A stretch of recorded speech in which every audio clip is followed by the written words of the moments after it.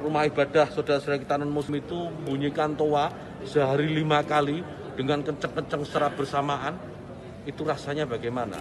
Yang paling sederhana lagi, tetangga kita ini kalau kita hidup dalam satu komplek itu misalnya, kiri, kanan, depan, belakang pelihara anjing semua. Misalnya, menggonggong dalam waktu yang bersamaan, kita ini terganggu enggak? Artinya apa? Bahwa suara-suara, ya suara-suara ini, apapun suara itu ya, ini harus kita atur supaya tidak menjadi gangguan.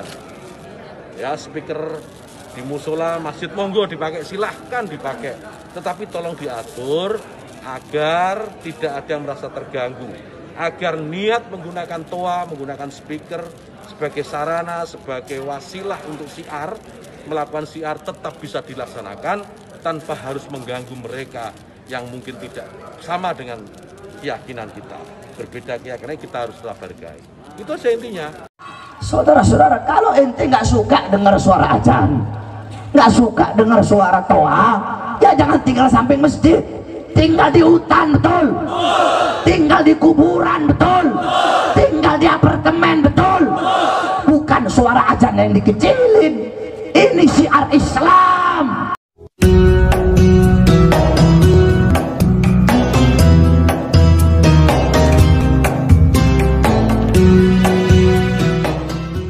Yang terakhir, saudara-saudara, beberapa hari yang lalu pemerintah mengumumkan bahwasanya volume azan nggak boleh kenceng-kenceng. Pemerintah bener apa goblok? Bener apa goblok? Bener apa goblok?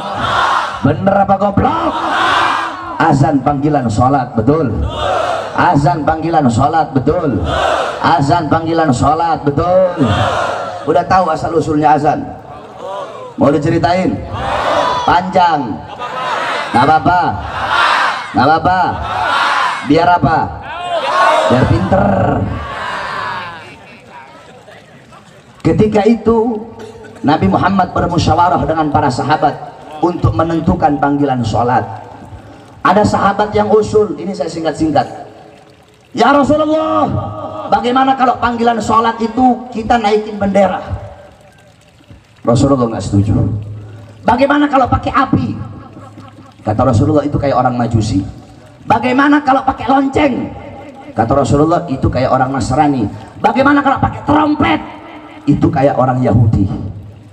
Tiba-tiba Abdullah bin Zaid berkata, ya Rasulullah, semalam aku bermimpi ada orang yang berkata, Allahu Akbar, Allahu Akbar, Allahu Akbar, Allahu Akbar, asyhadu an la ilaha illallah, asyhadu an la ilaha illallah, asyhadu anna Muhammadar Rasulullah, asyhadu anna Muhammadar Rasulullah, hayya 'alas shalah, hayya 'alas shalah, hayya 'alal falah, hayya 'alal falah, Allahu Akbar, Allahu Akbar, la ilaha illallah.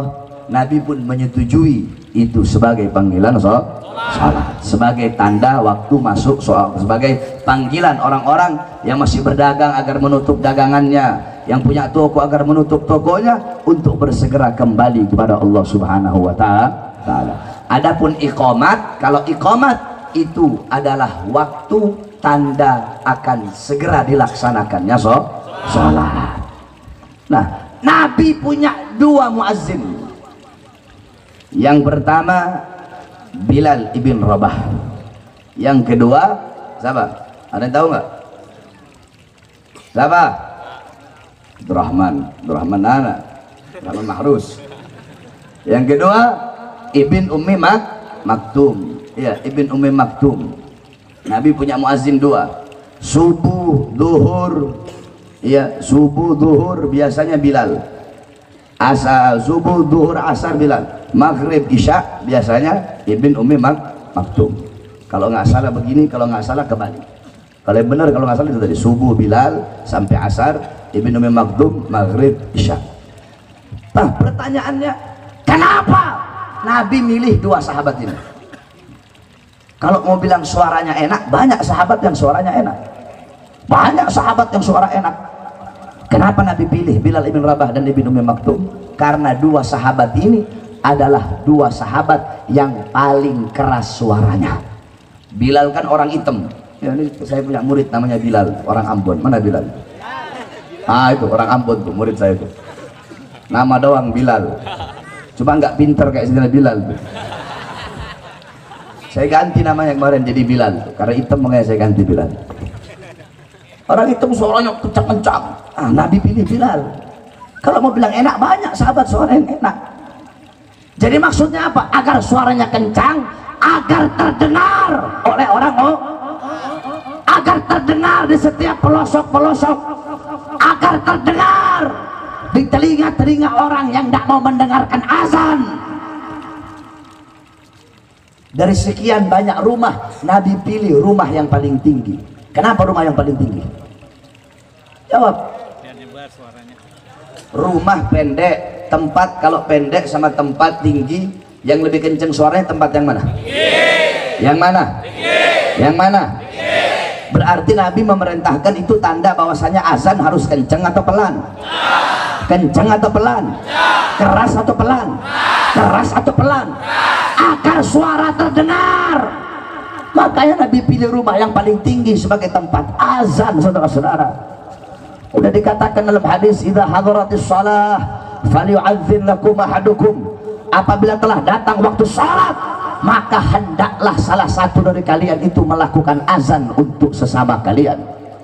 Idza nudiya lis-shalah, ketika ada panggilan salat, ketika ada panggilan salat, maksudnya apa? Ketika azan dikumandangkan, adbar syaitan, setan lari terbirit-birit sampai terkentut-kentut. Itu setan kalau dia dengar suara azan.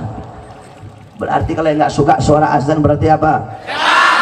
Kalau yang mau suara azan kecil berarti apa?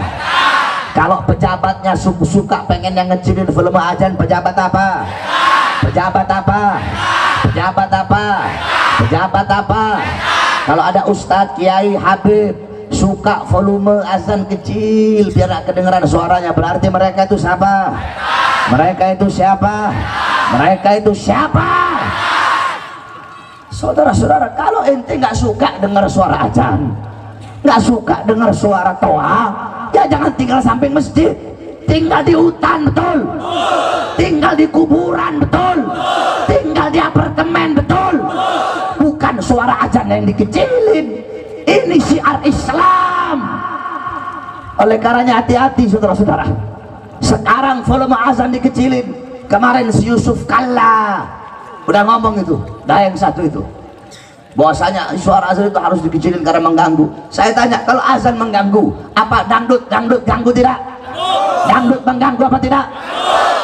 Kalau kamu tidak suka dengan kebisingan kendaraan, jangan tinggal di pinggir jalan, betul?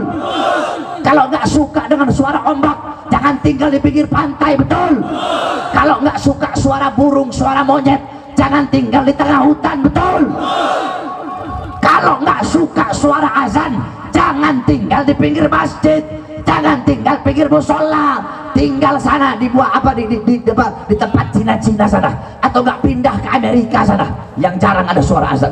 Di tempat-tempat orang-orang kafir saja masih terdengar suara azan. Ini Indonesia, negara yang mayoritas Islam, kok azan mau dilarang, kok suara azan mau dikecilin? Kami para pemuda-pemuda Islam tidak akan pernah kami biarkan pemerintah mengecilkan volume azan. Sekarang dikecilin, besok toanya dicopot, besok toa dicopot, besok masjidnya ditutup. Oleh karenanya kami bersumpah demi Allah, kalau sampai suara azan akan dikecilkan oleh pemerintah atau toa akan dilarang, maka panggilan hayya 'alas shalat akan kami ganti hayya 'alal jihad. Berperang di mana? Saya tanya, kalau sampai azan dilarang, siap perang? Siap perang? Kamu lihat saja nanti. Kalau memang betul azan dilarang, ya Allah, saya ini orang, kalau ngomong saudara-saudara, saya orang yang tidak takut dengan siapapun kecuali Allah dan orang-orang yang takut kepada Allah. Saya takut sama Allah dan saya takut kepada orang-orang yang takut kepada Allah Subhanahu wa Ta'ala. Oleh karenanya saya sampaikan kepada kamu semua, kalau sampai besok-besok azan dikecilin, besok-besok azan dilarang, tapi Allah, saya yang akan pimpin perangnya. saudara-saudara? Siap berperang? Kalau sampai azan dilarang, siap berdarah, siap hancur, siap binasa. Allahu Akbar, Allahu Akbar, Allahu Akbar. Di sini masjid ada berapa? Yang dekat, paling dekat dari sini ada berapa? Ada dua. Mana? Belakang ada musola. Speakernya ada berapa? Ada berapa? 4. Besok tambah 4, bikin 8 speakernya. Saya yang suruh pasang. Kalau ada yang komplain, datengin. Kenapa? Nggak suka dengan suara azan, pindah. Betul? Tambahin ya, sabar pengurus musola masjidnya. Tambahin speaker masjid. Semakin mereka larang kecilkan, semakin besarkan. Semakin mereka bungkam, semakin teriakkan kebenaran. Oleh karena kita doakan agar Allah kasih kita pemimpin yang baik, pemimpin yang adil, pemimpin yang tidak merugikan Islam, merugikan ulama, yang bisa menghormati hukum-hukum Islam, syariat-syariat Islam. Seorang ulama yang meletakkan ayat-ayat suci di atas ayat-ayat konstitusi.